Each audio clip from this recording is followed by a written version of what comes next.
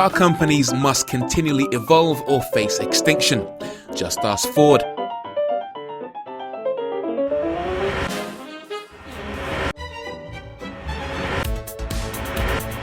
Its success has been defined by a constant stream of landmark vehicles that embrace state-of-the-art technology. Its latest car, the 2011 Ford Focus, aims to continue this trend. This vehicle, Ford believes, is its most important evolutionary milestone since the Model T.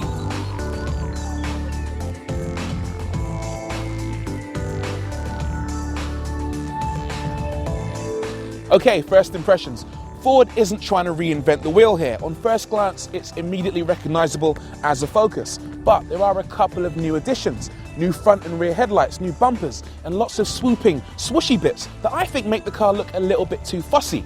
You're not going to pull anything in this. This is a Caravan.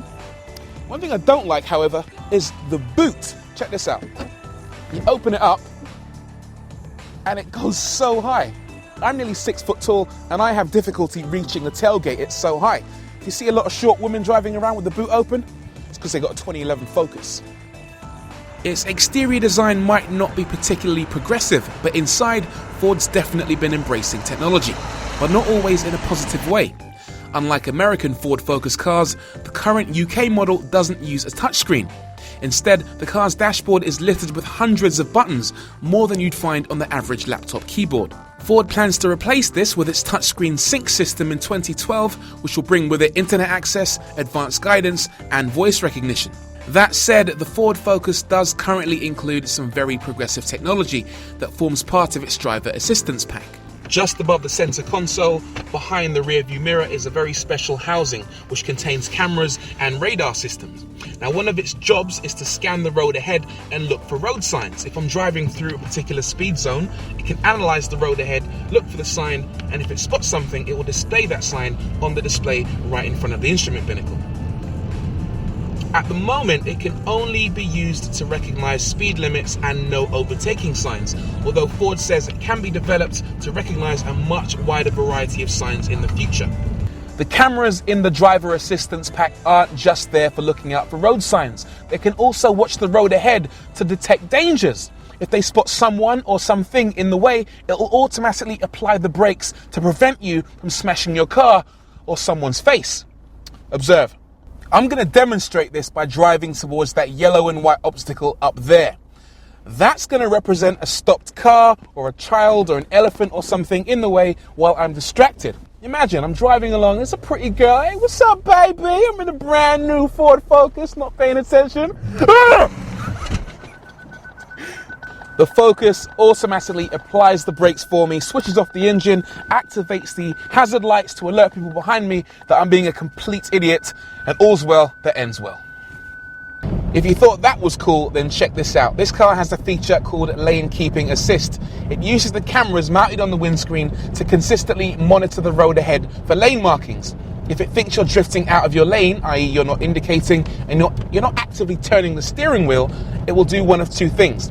Firstly, it will send a vibration through the steering wheel to warn you that you're drifting out of your lane. If you take no action, it will go a step further and automatically steer the car back into lane. It's doing it right now. And it's really freaky, but it works. This car is actually driving by itself. Cameras aren't the only technology on the new Ford Focus. The car also uses drive-by-wire steering and ultrasound proximity sensors to power a parking assist feature. To use it, I press the parking assist button and drive along a row of cars, allowing the ultrasonic sensors to watch for a potential space. When a space large enough is detected, I stop, reverse as normal, and allow the car's drive-by-wire steering to adjust the angle of the wheels, first left, then right, to guide the Focus into the space. My only involvement is to modulate the brakes and the accelerator pedal to allow the car to finish the maneuver. If you were thinking that Ford has been hiding behind all these fancy gadgets because the new Focus isn't very good to drive, then you'd be wrong. This car is sensational on the road. My first impression is that the driving position is absolutely perfect. Also, when you're driving around town, you never get tired out because the clutch pedal is so light and the gear changes are super precise. It's also a joy to use at higher speeds. This car is quiet and refined on the motorway and feels as if it's on rails. Now, I've just got out of a Lexus CT200H, which is more expensive than this, but I'll tell you, I can't tell the difference. This car feels phenomenal. Ford has worked really hard to improve the handling in this car as well. They've made it 15% stiffer than the previous model and installed fancy control blade multi-link rear suspension. Sounds complicated, but the end result is that this car is extremely agile in the corners. I tried my best to provoke it as much as possible, even on these snowy, wet roads of Scotland, but this thing just grips and grips and grips. My only complaint, if I was being picky, would probably be the engine. I'm driving around in a 2-litre turbo diesel model right now, and while it's plenty powerful, 139 PS, and the car is quick, 0 to 62 in 8.6 seconds, I can't help but thinking the chassis is so good it can handle a lot more power. Still, for the average Joe in the street, it's plenty good enough. And then some. The latest Ford Focus is a great evolutionary step for Ford. The previous car was already a decent machine, but this model takes it to new levels. It's not particularly exotic, but it punches far above its weight, easily outclassing many of its rivals. It has excellent road manners, handles superbly, and offers a wealth of technology that entertains, informs, and could potentially save lives.